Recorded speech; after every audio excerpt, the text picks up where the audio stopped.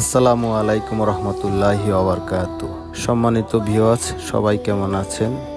আপনাদের দোয়া ও ভালোবাসা আল্লাহর রহমতে ভালো আছি। আজকে আপনাদের মাঝে আবার দেখাচ্ছি সম্পূর্ণ আকাশমণি কাঠের একটি মসজিদের মেম্বর। খুবই সুন্দর ডিজাইনের, মাশাল্লাহ। এই ডিজাইনটা যে কোনো মসজিদে খুবই সুন্দর লাগবে।